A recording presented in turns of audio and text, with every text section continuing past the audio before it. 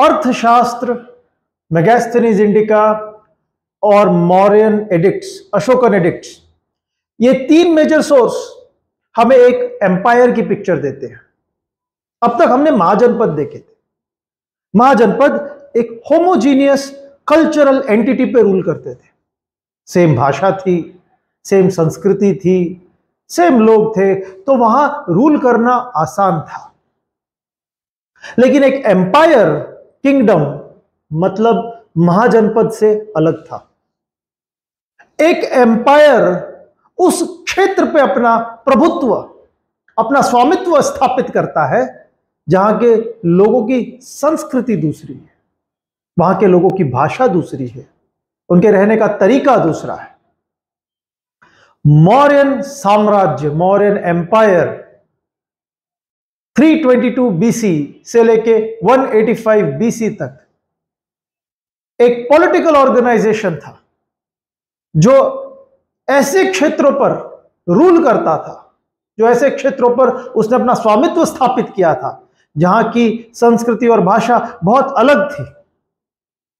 और इसे स्थापित कैसे करना है, इसका प्रशासन कैसे करना है, यह अर्थशास्त्र बताता है। अब ये जो मौर्यन एम्पायर है, ये कैसे बना, कैसे इवॉल्व हुआ? क्या ये एक सडन डेवलपमेंट थी, कौटिल्य की रचना थी, या फिर ये एक प्रोसेस था, ग्रेजुअल इवोल्यूशन था, एक प्री मौर्यन टाइम था जिससे बनते बनते बनते बनते एक एम्पायर बन गया। और मौर्यन टाइम्स के बाद में ये एम्पायर डिसॉल्व भी हो गया, डिसइंटीग्रेट भी हो गया। इसलिए हमें स्टडी करना पड़ता है मौर्यन काल को, मौर्यन टाइम्स को। जब हम एम्पायर की बात करते हैं, हमारा फोकस स्थापित होता है या फिर हमारा फोकस होता है मगध की ओर। मगध मतलब साउथ ऑफ बिहार, गंगा नदी का दक्षिण का स्तर। यह मगधन हिस्ट्री जाती है प्री मौर्यन टाइम्स में। इसका मतलब है अगर मैं मगध की बात करूं तो वो प्री मौर्यन और मौर्यन टाइम पीरियड में स्टडी की जा सकती है।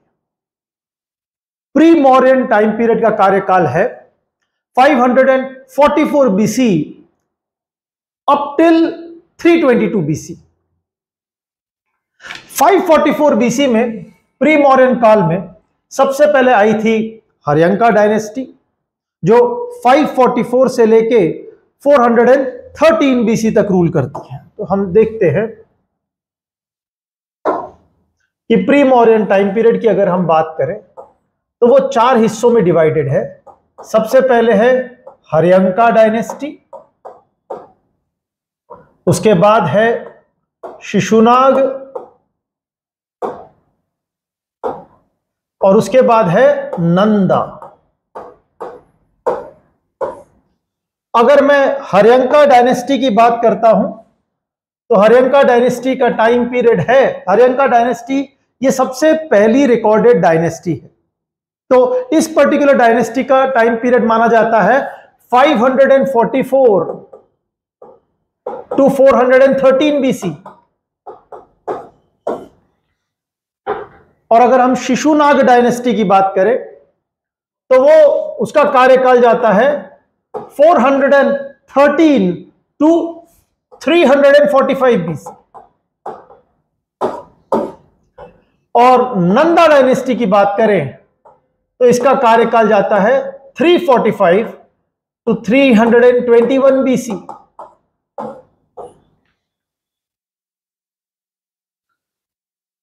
इनमें से अगर हम हर्यंका डायनेस्टी की बात करते हैं, इसके सबसे इंपॉर्टेंट किंग होते थे बिंबिसार, सबसे पहले किंग थे बिंबिसार। तो अगर हम बात करते हैं हर्यंका डायनेस्टी की तो ये हमारा मगध का इलाका है। आपको ध्यान रखना है कि 544 बीसी तक जो महाजनपद वेस्ट की तरफ थे मध्य देश के, वे सभी डिसइंटीग्रेट हो चुके हैं। महाभारत में हमें पता लगता है कुरु, पांचाल, शूरसेन और छेदी का जो एरिया था ये ऑलरेडी डिस्ट्रॉय हो चुका था। हम देखेंगे कि हमारा फोकस 6th सेंचुरी बीसी में इस क्षेत्र की ओर आ जाता है। और मगध की अगर हम बात करें, हमने स्टडी किया था कि काशी यहां पर सबसे इंपॉर्टेंट जगह थी क्योंकि मेजर प्रोड्यूसिंग सेंटर था, और कौशल एक बहुत पावरफुल महाजनपद था, विदेहा पावरफुल महाजनपद था, ऊपर लिच्छवीज थे, अंग जो है मगध को बॉर्डर करता था, और मध्य देश के बाहर अगर हम अवंती की बात करते जो प्रेजेंट डे मालवा का, ये बहुत इंपॉर्टेंट महाजनपद था। अब जो बिंबिसार थे, बिंबिसार ने एक बहुत लंबा रूल, इनके लिए बहुत लंबा रूल अकॉर्डेड है। बिंबिसार ऐसे बोला जाता है कि 544 बीसी से लेके 492 बीसी तक उन्होंने रूल किया था। तो बिंबिसार जो थे, उन्होंने मगध को सबसे पावरफुल बनाया था मैट्रिमोनियल अलायंसेस द्वारा। तो उन्होंने कौशला देवी, कौशल की प्रिंसेस से विवाह किया, जिससे उन्हें काशी डाउरी में मिल गया। इसके बाद उन्होंने लिच्छवी प्रिंसेस छेलना से विवाह किया, जिससे जो लिच्छवीज जो थे उनको सब्जुगेट किया गया।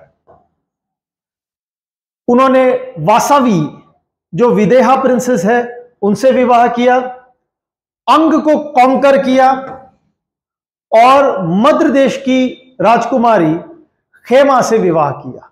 तो इन सब मैट्रिमोनियल रिलेशंस के कारण मगध बहुत पावरफुल महाजनपद बन गया मध्य देश का। लेकिन बिंबिसार, इन्होंने केवल मैट्रिमोनियल अलायंसेस तक सीमित नहीं रखा, इन्होंने एडमिनिस्ट्रेटिव रिफॉर्म्स भी किए। ये अपने आप को स्थानिक कहते थे। स्थानिक का मतलब है जिनकी स्टैंडिंग आर्मी है। बिंबिसार ने एग्जीक्यूटिव, जुडिशियल और मिलिट्री फंक्शंस को सेपरेट कर दिया था, जिसके कारण एक फुल फ्लेजेड एडमिनिस्ट्रेशन इवॉल्व होना शुरू हो गया था। और बिंबिसार, इनके जो पुत्र थे, इनके बेटे जो थे अजातशत्रु, जिन्होंने रूल किया 492 बीसी से लेके 460 बीसी तक। आपको ध्यान रखना है, अजातशत्रु ने पॉलिसी ऑफ कंक्वेस्ट परस्यू की थी।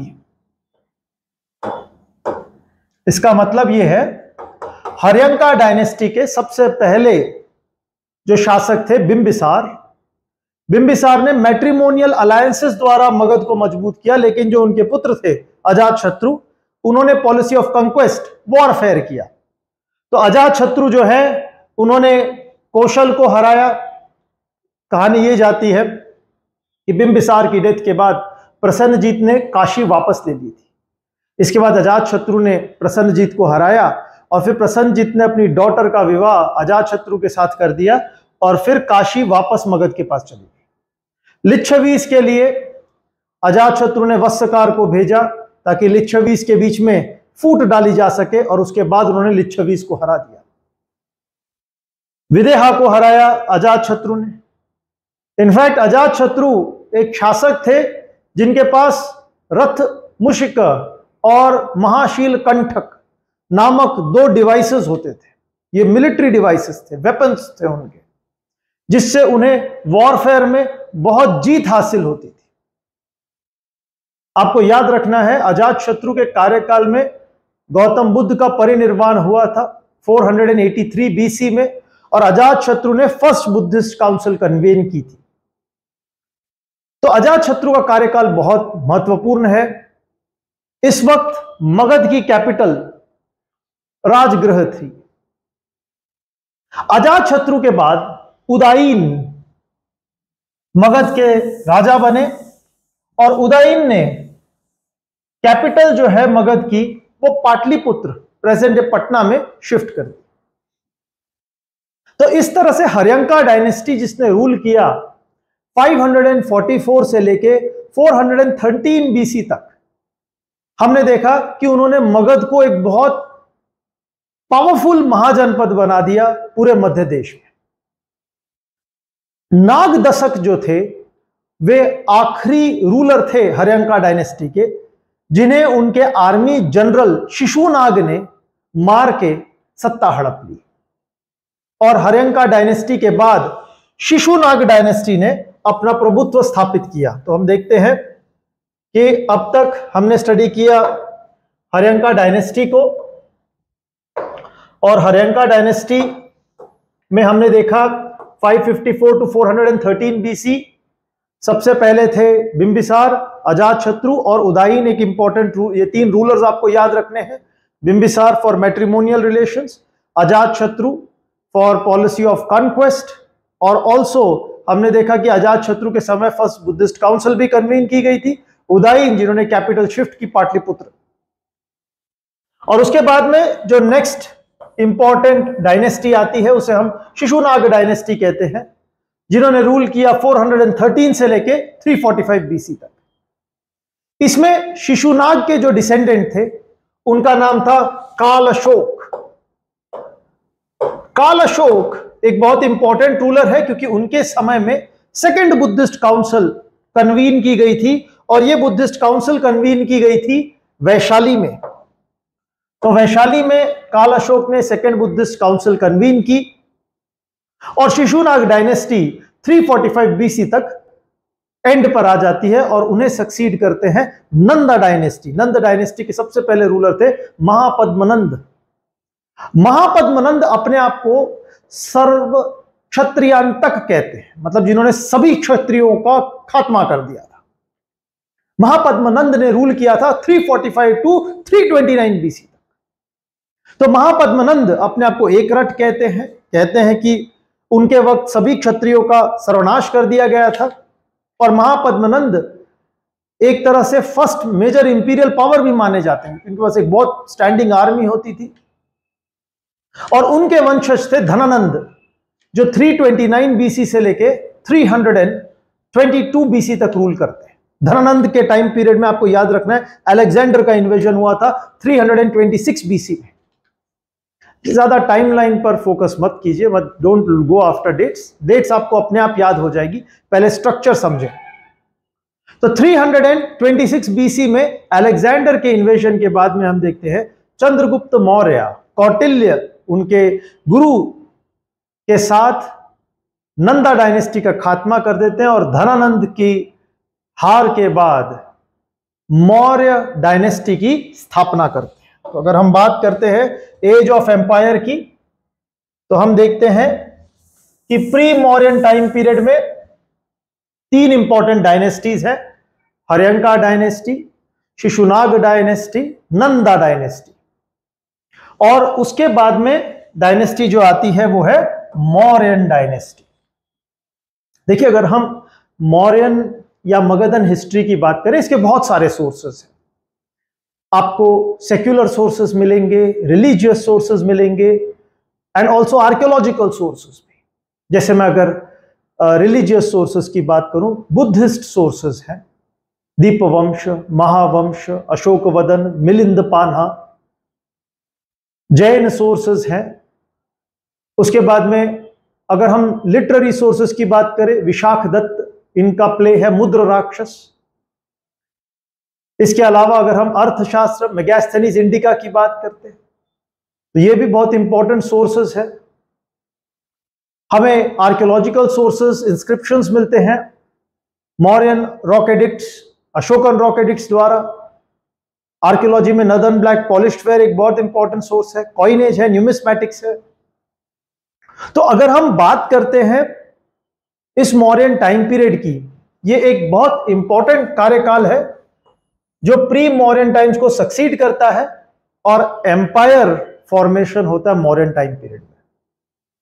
देखिए, मौर्यन कार्यकाल की जो हम बात करते हैं, एम्पायर के अंदर कुछ सर्टन डेवलपमेंट्स देखे जाते हैं।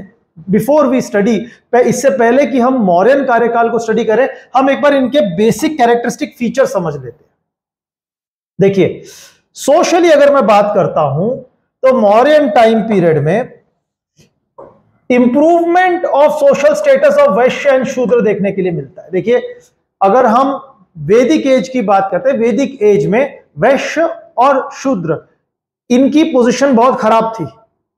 ब्राह्मण क्षत्रिय रूलिंग क्लास होते थे, लेकिन मौर्यन टाइम पीरियड की अगर हम बात करते हैं, वैश्य और शूद्र का स्टेटस इंप्रूव हो जाता है। ये अपने आप को गिल्ड में फॉर्म कर लेते हैं। गिल्ड मतलब श्रेणी, ये अपने आप को श्रेणियों में फॉर्म कर लेते हैं। उसके बाद में अनटचेबिलिटी, हम देखते हैं अनटचेबल्स रहते हैं। पोजीशन ऑफ वुमेन थोड़ी डिक्लाइन हो जाती है, लेकिन अभी भी सती इंट्रोड्यूस नहीं हुआ है। अभी केवल और केवल विडोहुड एनफोर्स हो जाता है, अनुलोम विवाह की तरफ ज्यादा ट्रेंड होता है। और हम देखते हैं कि सोसाइटी जो है और हायरार्किकल हो जाती है। स्लेवरी एक बहुत इंपॉर्टेंट एस्पेक्ट डेवलप हो जाता है। स्लेवरी की अगर हम बात करें तो मेगास्थनीज इंडिका कहती है कि देयर आर नो स्लेव्स, कोई स्लेव्स ही नहीं थे इंडिया में, लेकिन अर्थशास्त्र स्लेव्स के बारे में रूल लिखता है। अगर हम जनपद निवेश की भी बात करते हैं, उसमें हमें देखने मिलता है दास कर्मकार और दास के तौर पे स्लेव एग्जिस्ट करते थे। तो हम देखते हैं कि स्लेवरी आ जाती है, स्लेव लेड इकोनॉमी होती है, और ज्यादा जातियां फॉर्म होती है, श्रेणियां फॉर्म होती है, तो सोसाइटी और ज्यादा कॉम्प्लेक्स बनती है। तो एक सोशल चेंज जो है, जो हमें इगैलिटेरियन सोसाइटी से देखने को मिलता है, वो कंटिन्यू होता रहता है, वो कैरी फॉरवर्ड होता है। और वहीं पे अगर हम कल्चरली देखें, इस चेंज का रिफ्लेक्शन मिलता है पैट्रोनेज टू हेटेरोडॉक्स रिलीजन। अभी देखिए, हेटेरोडॉक्स रिलीजन को पैट्रोनेज मिलता है, ब्राह्मणिकल रिलीजन को नहीं। तो चंद्रगुप्त मौर्य जैन थे, आजीवक को बिंदुसार द्वारा पैट्रोनेज दिया गया था, और अशोक बुद्ध थे। तो हेटेरोडॉक्स रिलीजन्स को पैट्रोनेज दिया जाता है। हम देखते हैं Mauryan time, pre Mauryan time में फर्स्ट और सेकंड बुद्धिस्ट काउंसिल हो जाता है। फर्स्ट बुद्धिस्ट काउंसिल था अजात शत्रु द्वारा, सेकंड बुद्धिस्ट काउंसिल था काल अशोक द्वारा, और अशोक के समय थर्ड बुद्धिस्ट काउंसिल होता है जो पाटलिपुत्र में होता है। तो अगर मैं बात करूंगा थर्ड बुद्धिस्ट काउंसिल की, एक इंपॉर्टेंट डेवलपमेंट हमें देखने मिलता है। बुद्धिस्ट काउंसिल में भी एक स्किज्म हो जाता है महासंघिका और स्थविरवादिन के बीच में, और एक ट्रेंड होता है होमोजेनिटी की तरफ। जैसा कि मैंने आपको बताया, एम्पायर और किंगडम में फर्क यह होता है कि किंगडम जो है एक समान संस्कृति के ऊपर अपनी सत्ता जमाता है, लेकिन एम्पायर जो है वो बहुत अलग अलग संस्कृतियों के ऊपर अपनी सत्ता जमाता है। तो एम्पायर कभी भी ये चाहेगा कि एक सिंगल संस्कृति जो है पूरे क्षेत्र में जो प्रभावित हो, एक सभी लोग एक संस्कृति की तरफ। तो हम देखेंगे कि क्या अशोक बुद्धिज्म फैलाना चाहते थे, या फिर वे चाहते थे कि एक संस्कृति का निर्माण हो जिसे वे धम्म कहते थे। तो पॉलिसी ऑफ धम्म क्या बुद्धिस्ट थी या फिर सेक्युलर थी? उनका ऑब्जेक्टिव यह था कि एक ही कल्चर को स्प्रेड किया जाए। तो इसमें हमें पॉलिसी ऑफ धम्म भी स्टडी करनी पड़ेगी।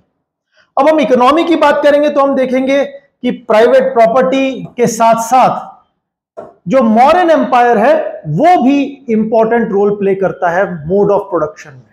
इंपॉर्टेंट फैक्टर्स प्रोड्यूस होंगे।